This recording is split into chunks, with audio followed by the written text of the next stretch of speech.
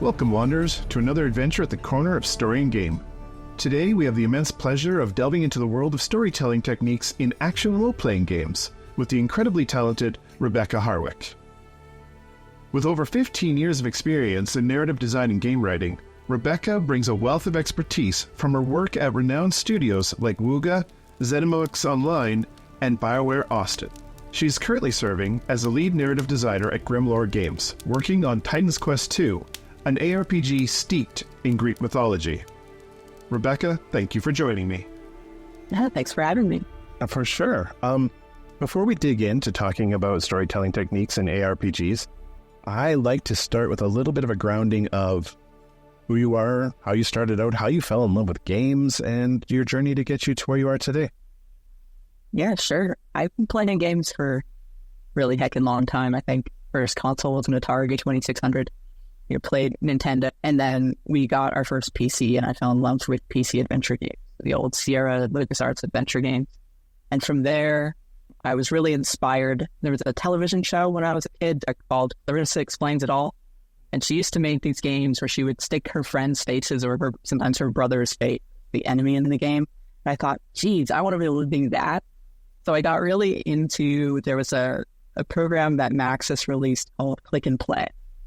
That was a kind of what you see is what you get, graphical, GUI, game maker thing, kind of a precursor, I guess, to Game Maker today in a lot of ways. And I got into like fooling around and making awful games in that. But that was where my inroad it was to like, hey, I could actually make this stuff and it would be cool. And so when I was in college, I was really into Bioware games, Baldur's Gate, Neverwinter Nights. And Bioware was looking for writers just as I was graduating, and I had made some laws of Neverwinter Nights toolkit, and I sent them in, and that's how I landed my first gig in the game industry. Very cool. And then today you're working at Grimlore. What was the road like between Bioware and where you are now? Yeah, I've taken quite a circuitous route through the industry. So after Bioware, I took about a year away to work on my master's degree in medieval European history. And then I went back to video games because, well, I decided academia wasn't for me, but also I just really love making video games. It turns out I missed it. So then I was working on the Elder Scrolls Online, another MMO. So at Bioware, I worked on Star Wars: The Old Republic. So I worked on another MMO at the Elder Scrolls Online. And when that launched, I had actually, when I was looking to get back in the industry, I had spoken to a company in Germany that does mobile story-driven hidden object games. And they had offered me a job at the time, and I turned it down because I wanted to start a family. I've been married to a woman, and we just weren't sure how we would do that in Germany. We didn't speak any German at the time. It was going to be a whole new system. We decided we wanted to stay in the US, so I worked on the Elder Scrolls, and that was a great project, great team. But I really missed Berlin, like the whole time. Having visited, when speaking to this other company about this role, I had fallen in love with the city. I wanted to be there. And about a month after our daughter was born, the company was looking for a lead writer. Again, this company called Wooga that does story-driven hidden object games, story-driven casual games. And I got in touch with them again, and they offered me a job again. And this time I accepted, and that's how I ended up in Germany, because I really wanted to be here, and I really like living here. So then I was the lead writer on June's Journey, which is always an odd one. I have the people who know a lot about video games, and they tend to know Star Wars: The Old Republic. They tend to know the Elder Scrolls Online. But then when I talk to people who don't know a lot about video games generally, they tend to be the ones who recognize June's Journey, because June's Journey is huge among middle-aged women who like play it on their Kindles or on their tablets. So it's huge among a sort of non-traditional gamer crowd. So they tend to be the ones who've like, oh, I've seen an ad for June's Journey, or my friend plays June's Journey, or my sister or my aunt plays June's Journey. And then I was head of writing at Wooga for a number of years as they moved to focus on story-driven games after the success of June's Journey. And we launched Switchcraft, which was, I think, a really fun match 3 story-driven game, a really cool choice-based narrative in there. and we were working on Ghost Detective, which is now out on Netflix. And I left there because I wanted to get back into hands-on work again. So after that, I was freelance for a while, worked on a number of projects, consulted on a number of things. And then I was talking to someone at Grimlore, and they were working on this project, this cool ARPG project set in Greek mythology, Titan Quest 2. And first of all, I loved the original Titan Quest. Second of all, a huge fan of Greek mythology.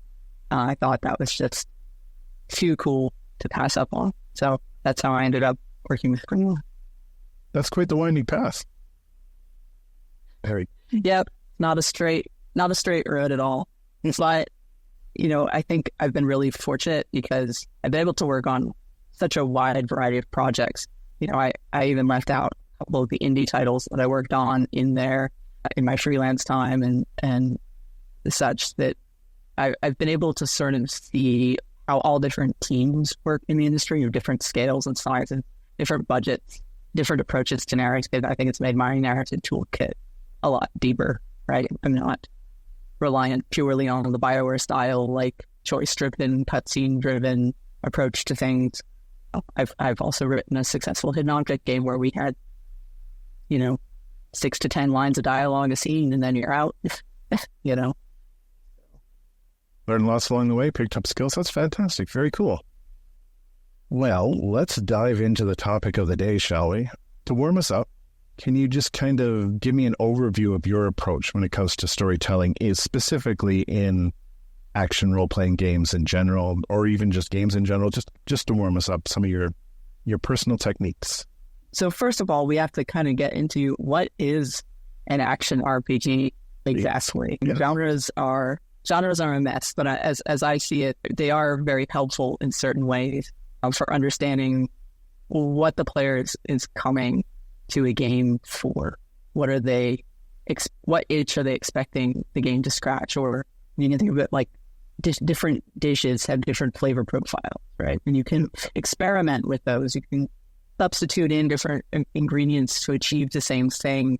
You can note how this, you can create fusions where they work well together. But ultimately, if I'm ordering, I don't know, mango ice cream, and you serve me a steak, even if I really like steak, it's not mango ice cream.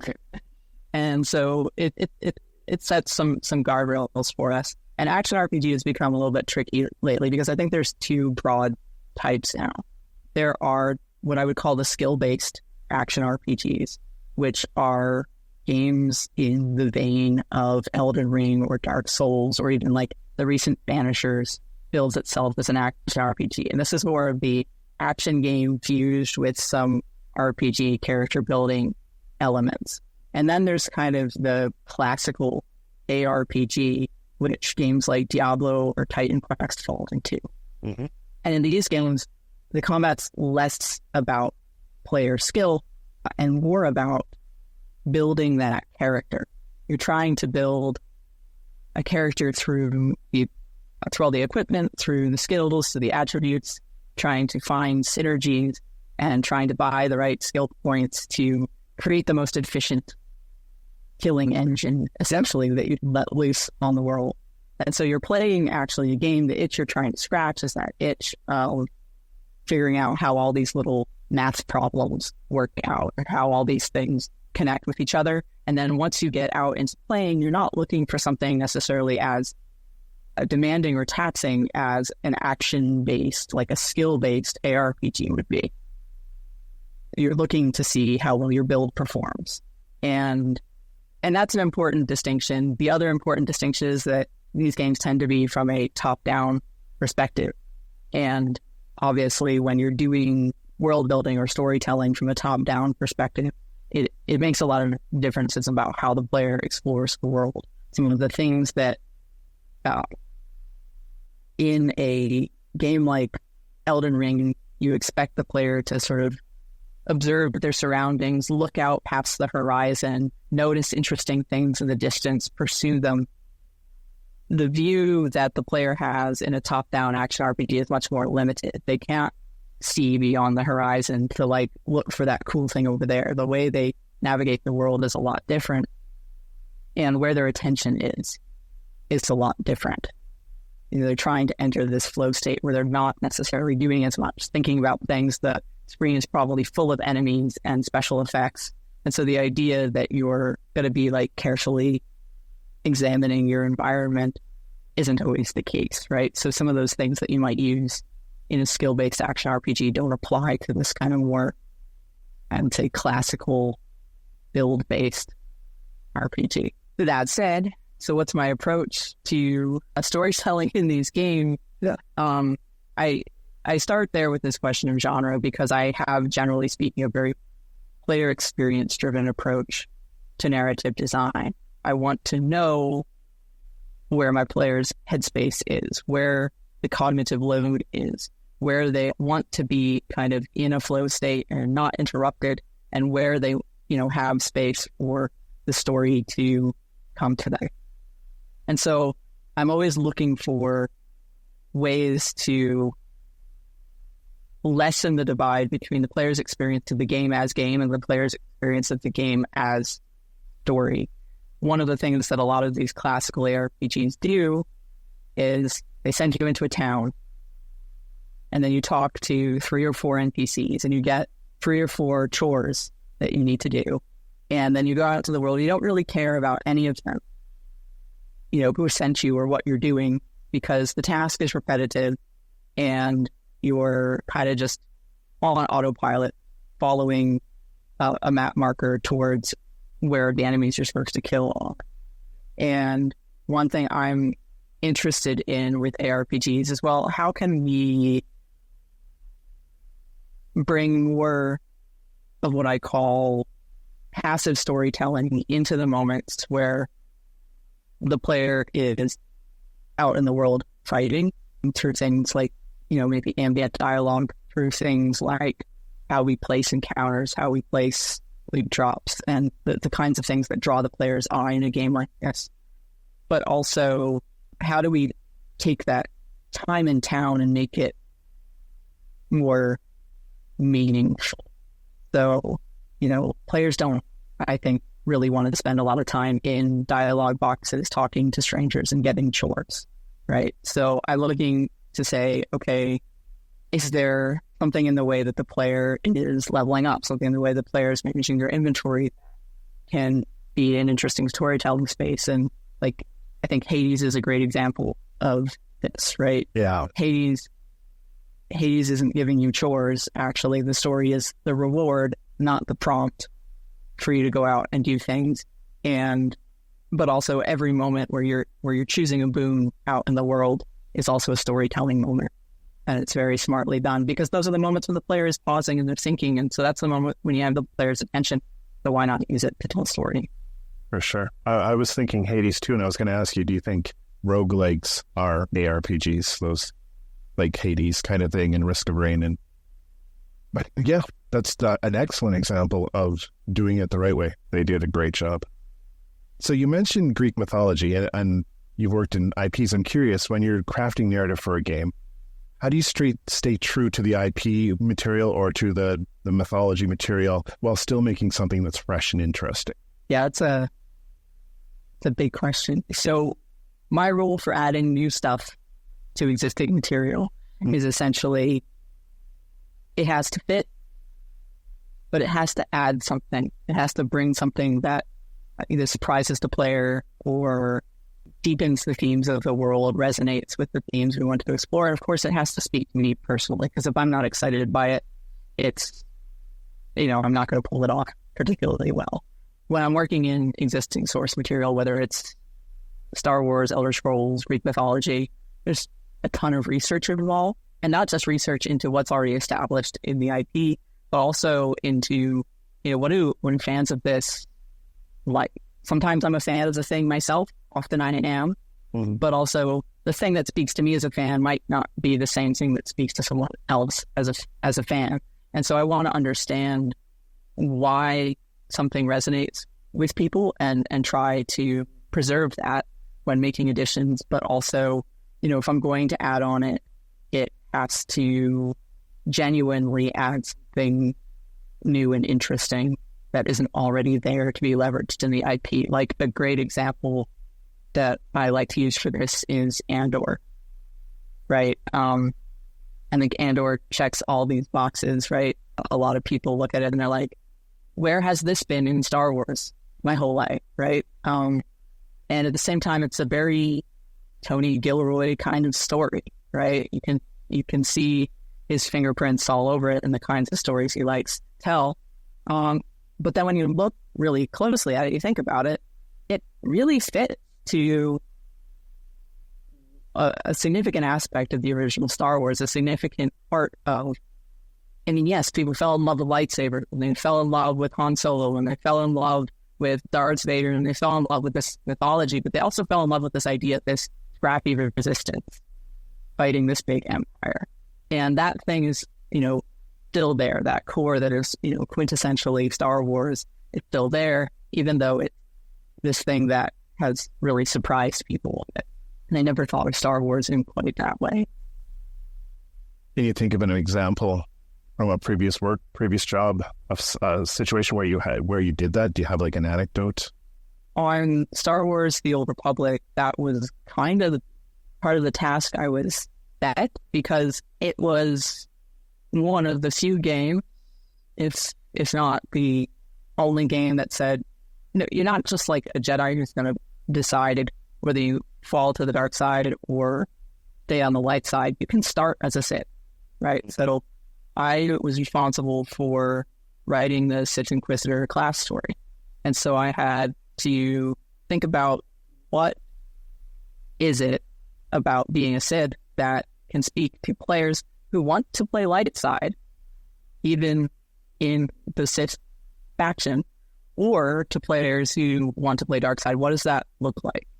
What does it look like to navigate this world? And what spoke to me about it was this feeling of being an outsider in this like strictly regimented, like caste-based society, coming in from like the lowest ranks and kind of being the wild card, kind of being dangerous and unpredictable because you didn't come up through the normal Sith training. You came from the slave pits. And so you're the wild card that the Dark Council can't control. And what I think made it fit to Star Wars is that we had always in mind this archetype of the Emperor, of a character who is playing power games but more behind the scenes and filling in that sort of evil sorcerer role within the Senate. So that's at least what we try to do there. That's neat. You've kind of touched on it, but I'm curious, how do you go about ensuring that the player feels like they're actively engaged in the narrative or in some way directing it? How do you ensure that that comes across in something like that? Yeah, so I use two basic tools very broadly.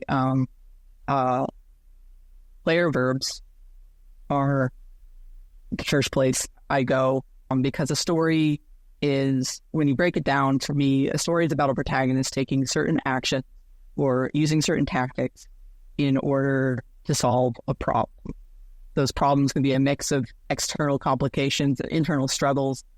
Ideally, the external complications mirror the internal struggles in some way.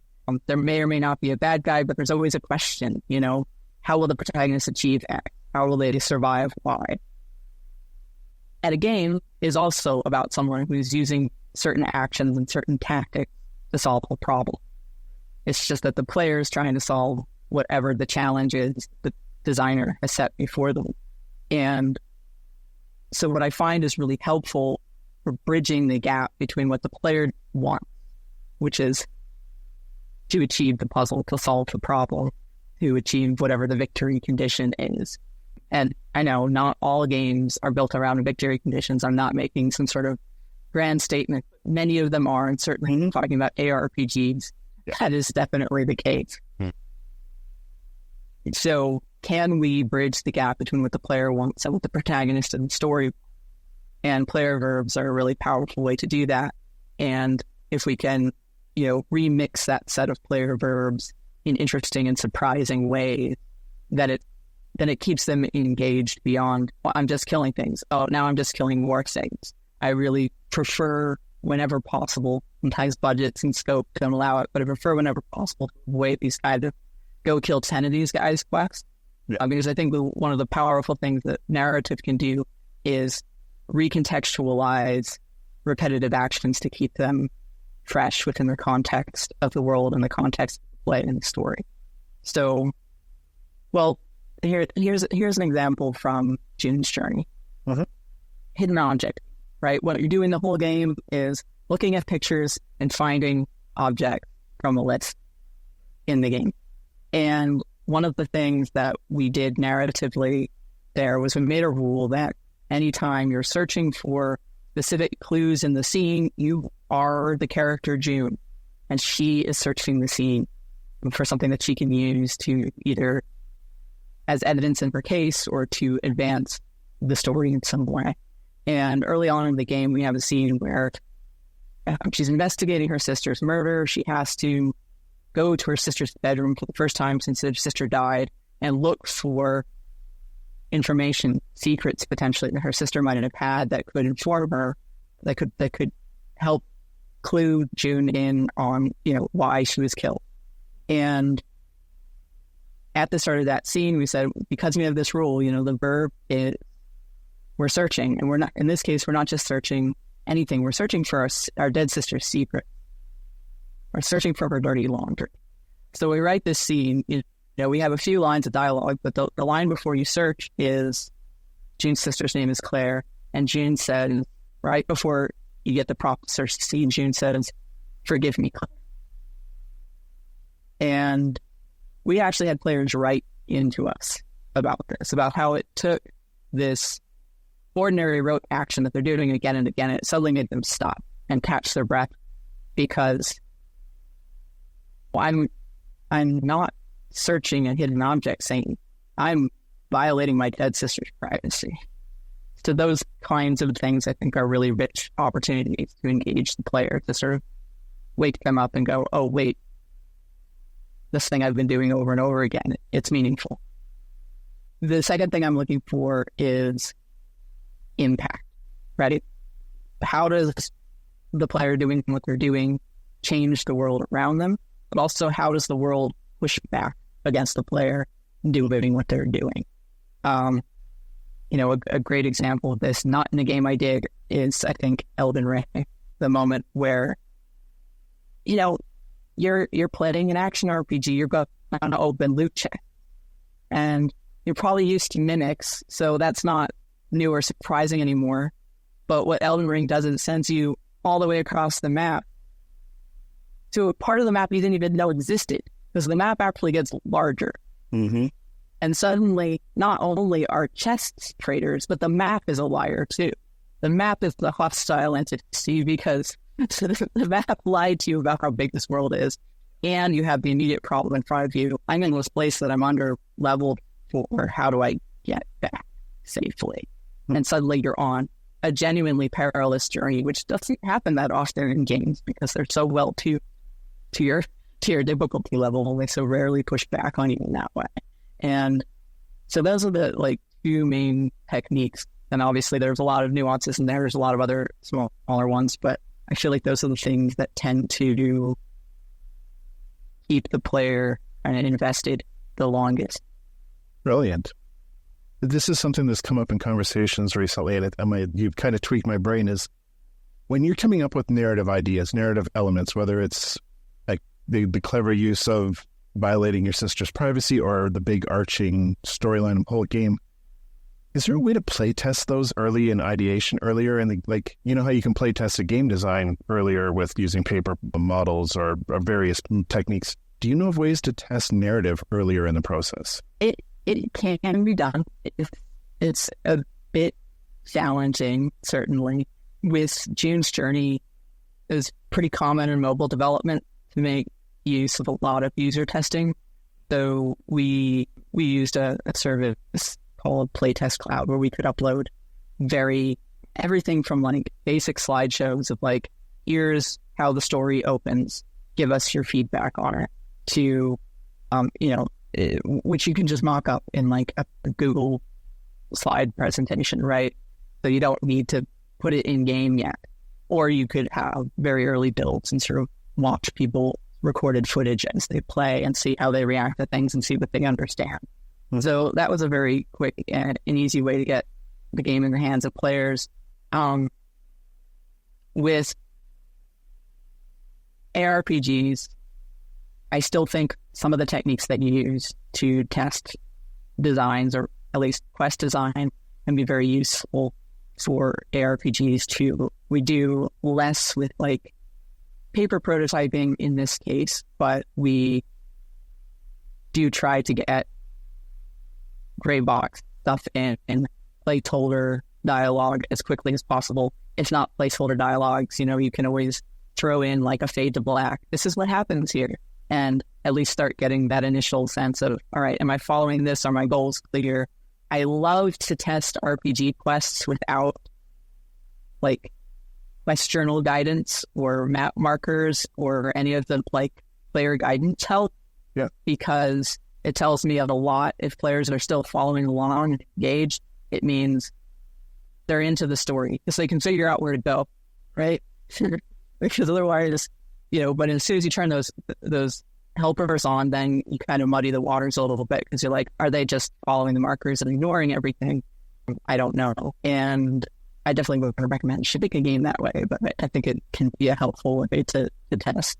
Of course, you have to, a lot of that very early stuff you have to test in-house with other departments rather than with players, because we have to be very careful about what unfinished stuff ends up in front of players. It's a big difference actually between the more core development and a mobile development. In mobile development, we're much faster to put things in front of players, and for good and for like sometimes in mobile development things are over-engineered and over-market tested, right? But I do miss some of that early player feedback that you would get.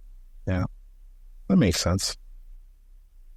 Well, let's pull it back to ARPGs for a second. And you mentioned earlier how they're fast-paced and there's so much stuff happening on screen. And at their core, they're engine-building games. You're coming up with a dynamic engine using synergies and skills. And I always think of like Path of Exile with that extremely huge skill tree.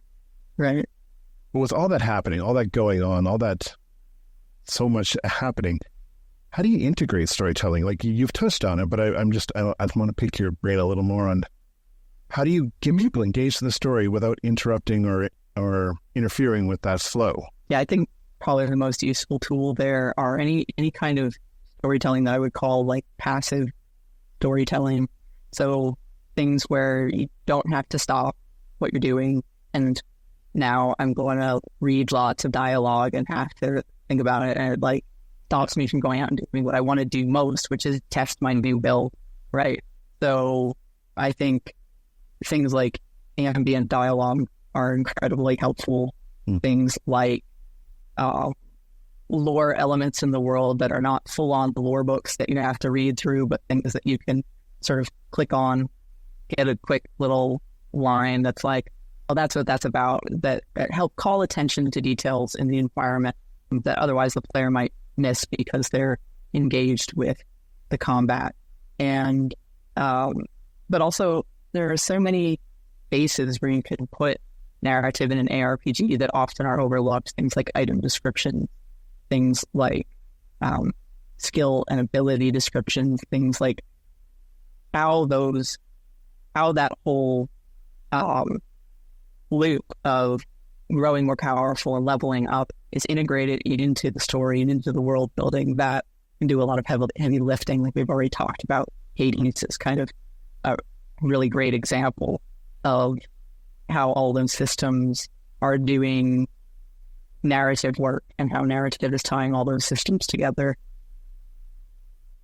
When you have elements that are doing narrative work, like the special effects or the level design or the environmental design, can you touch on how that affects collaboration, how integrated you have to be with other departments, or what the communication lines have to look like to make that happen? Yeah, you have to be hugely integrated with other departments. You have to be. You cannot, and I think that's true with every game you work on. You cannot write a video game on your own, unless I guess you're going to program it and do all the art for it and do all the design implementation and the audio for it. But if you're not a one-person show, you cannot do it on your own, and it's really important to have a lot of back and forth and a lot of flexibility, right? ARPGs in particular, people are coming for that satisfaction of building that engine and seeing it succeed. And I think you can tell a really fun, engaging story in an ARPG. I think Hades proves it. I think Hades is also a rare exception where people come to that game maybe for the story as much as for the gameplay, but it's not something that you can count on.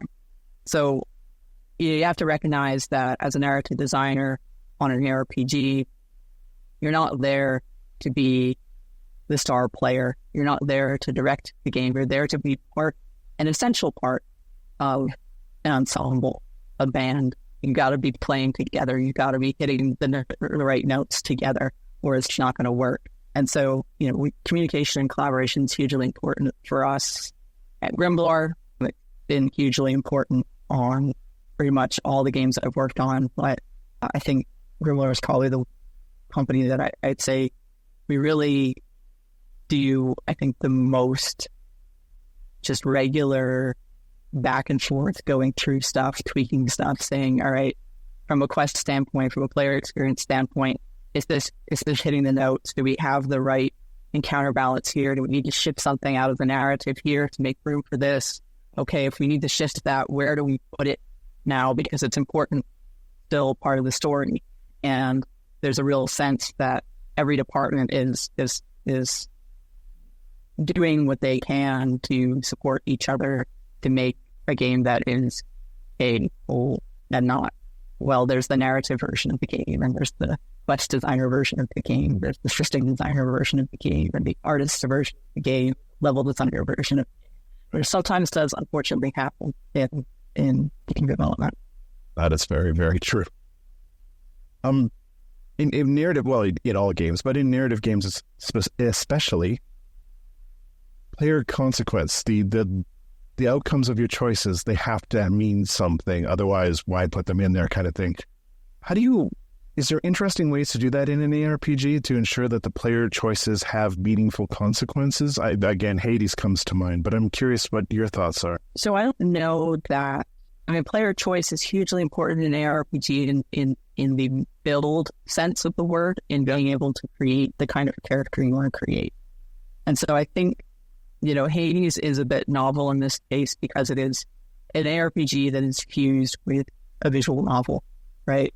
And that is a really great combination and really smart, but it's not every ARPG. And so I don't think that every ARPG necessarily needs to have kind of narrative choices, but what they do need to have is a narrative that respects the other choices. So I can't be writing a story in which, you can create a character creation who's, a 50-year-old man, and I can't say in the story that you're a 19-year-old boy, right? If that's the case, right? Or if you have freedom to customize your abilities, I can't be throwing into the narrative, take your sword and go fight that guy, because you might not be using a sword. Ideally, I have access to maybe what you do have equipped, and I can occasionally reference that. But again, it depends on the scope. It depends on how many different weapon types the game makes available. Sometimes that's out of scope. But I think the most important thing isn't whether there are choices, but obviously to honor what choices there are, including the ones that are made outside of the narrative that are part of the game, because we want to make sure that game still feels like it's part of the narrative world and not being ignored. And then the other thing is, as I said before, just to make sure that when the player's doing things, they feel the impact of it. Even if they didn't make choices, there should still be consequences. Yeah. There you go.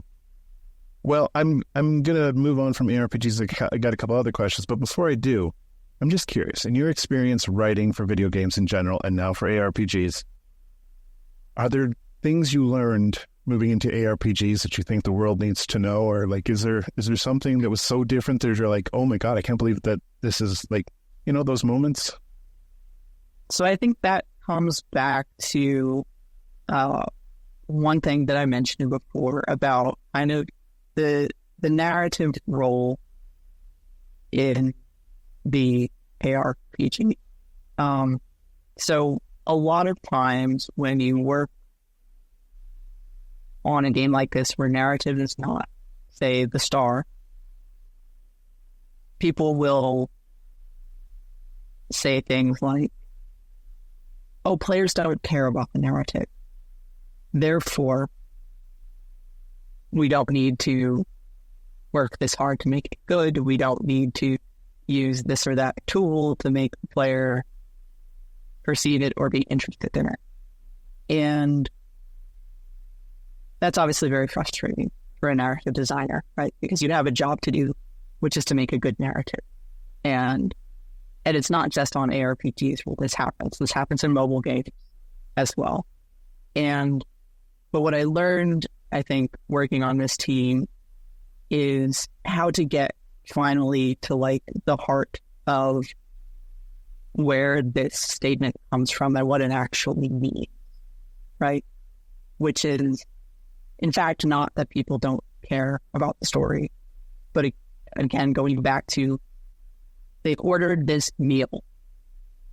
What are they expecting to be served?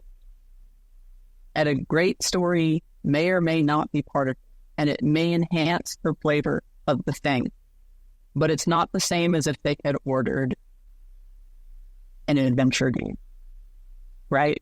So the thing you have to learn in that environment is how to be a support player and how to win your teammates over that you are a support player who is still adding something really valuable to it, and that it's important that your role is able to be carried out well. It's not that players don't care about the story. It's just that it's not the primary thing. But they can still care about the story, and they should still care about the story because it should be good enough that people can if they want to.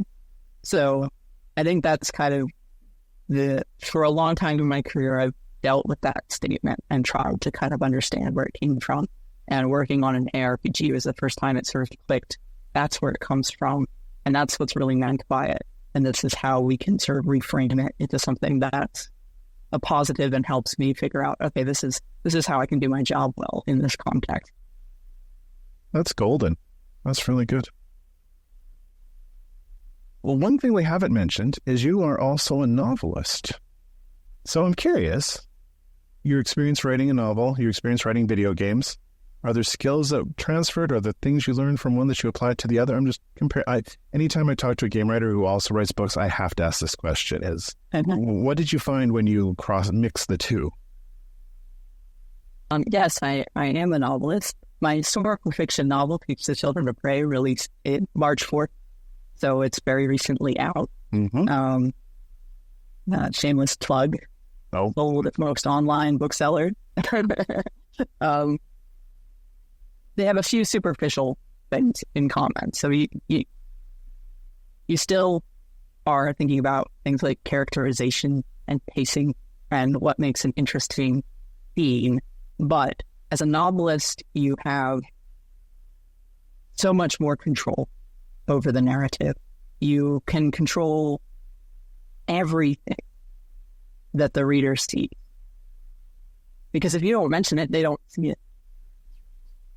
You can tell them everything that they should see and nothing that they shouldn't see. And yeah, sometimes they'll imagine things that you didn't describe. And actually that's kind of a good thing. It means that your descriptions were vivid enough that they started to fill in the blanks, right? Mm. But you really do command the reader's full attention in a way that you do not in the vast majority of video games, where your player might be looking the complete opposite direction when something important happens, or they might run past that very obviously signposted bit of environmental storytelling 4 or 5 times and just miss it entirely. And that's why we have all these really tired debates about yellow paint and things like that, because In a game, you don't control what the player sees. You don't control sort of how they respond and what they do about it the way you do in a novel. In addition, a novel, when a reader is reading it, their experience is very different from playing a video game. Generally speaking, they're not going to be distracted by being in a combat situation while reading the book.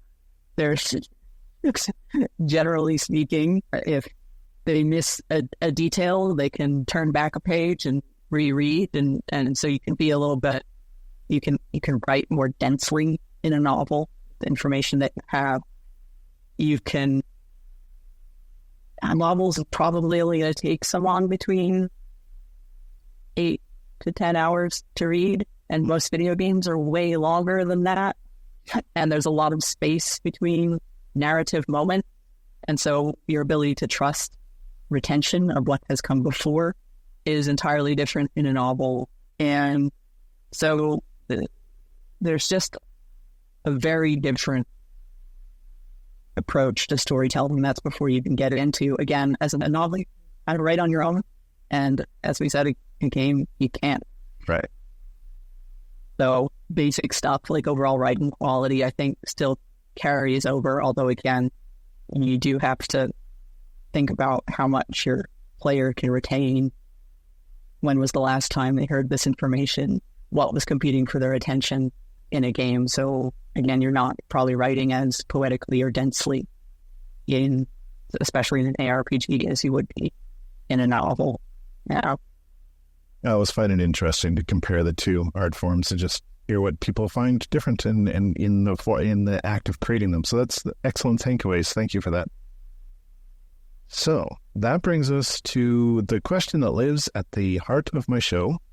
And the question is, in my opinion, there is this magical space at the center of story and game, obviously, but game writers, video novelists, actors, performers, all these creative types of folks who can come together and just hang out and get along. And there's like an intuitive connection. In your opinion, if this space exists, what is the magical thread that holds it all together? Well, I would have to say human.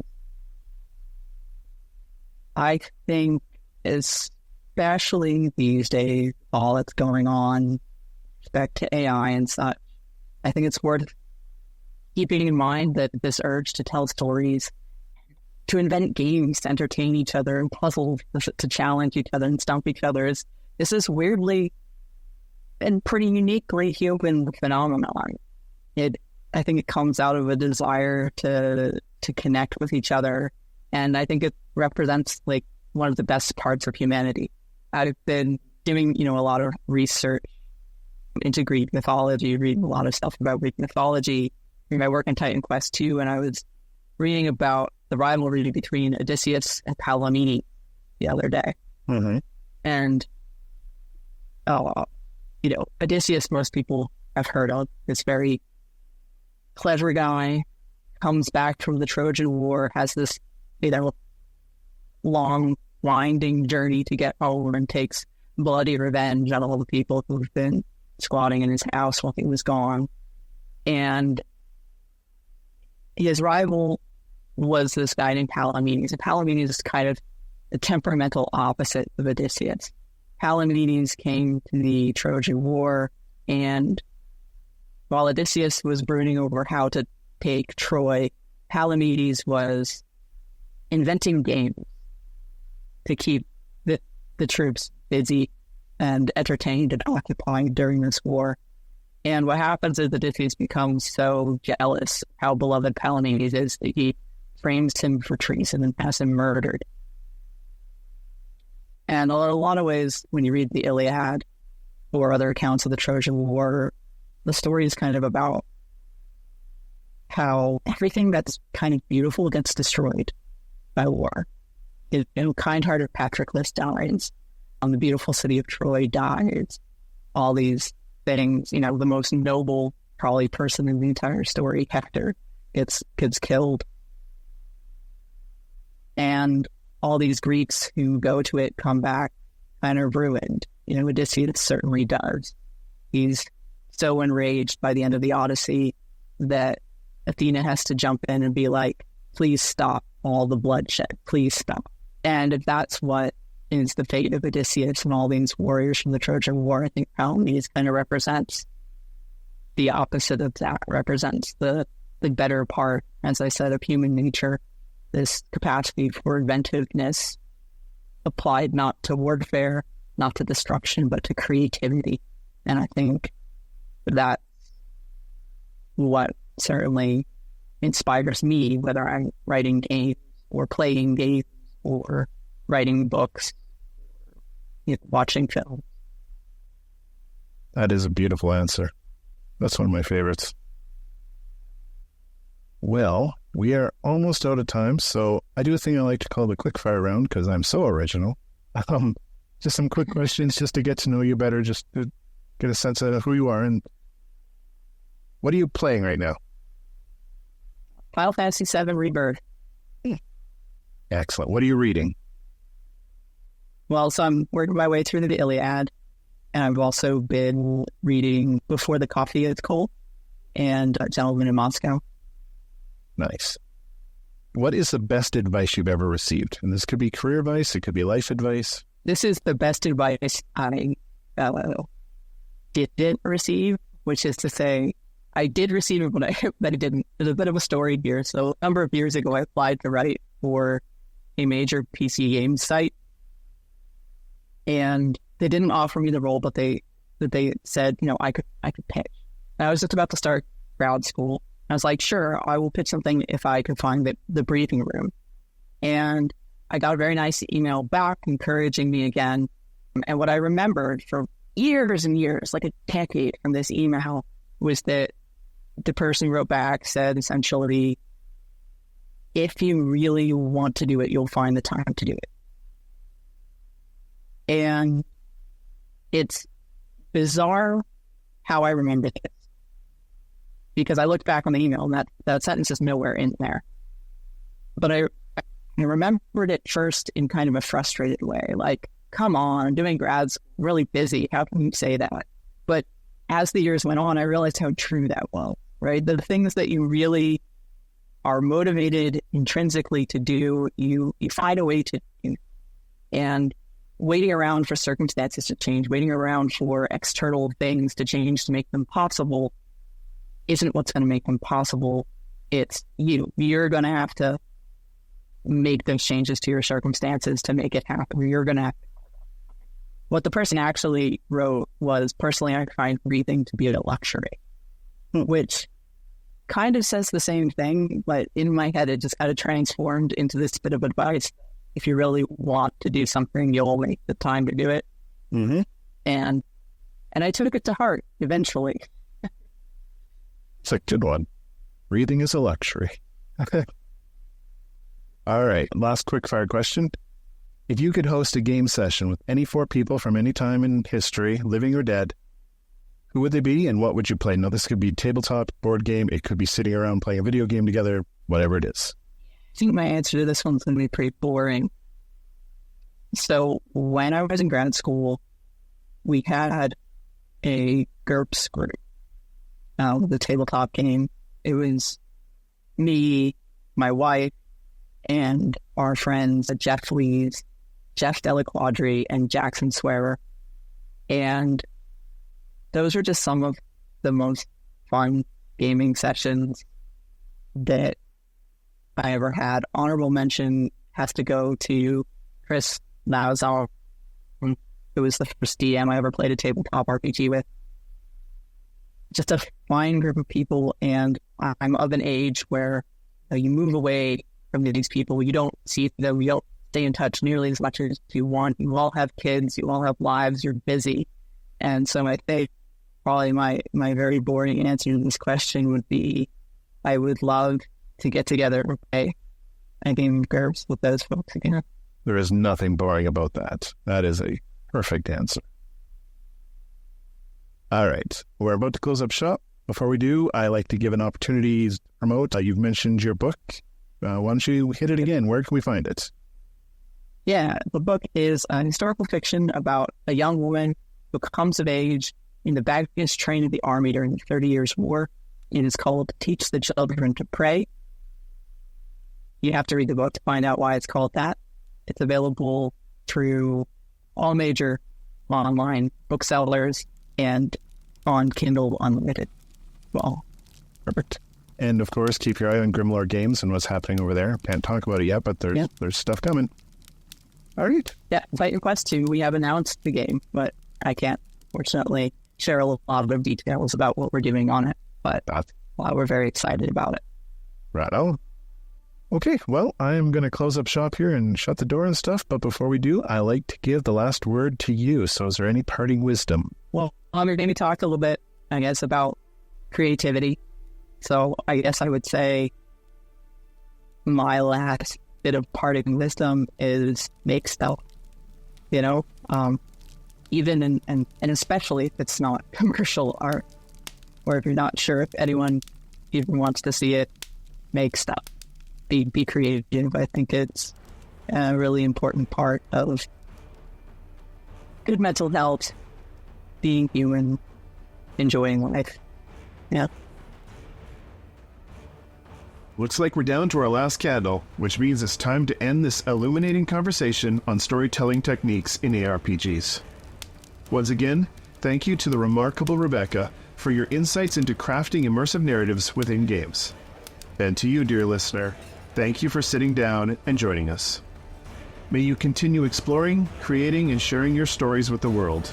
Stay safe, Wanderer. Your chair will be waiting by the fire the next time you stop in the corner of Story and Game.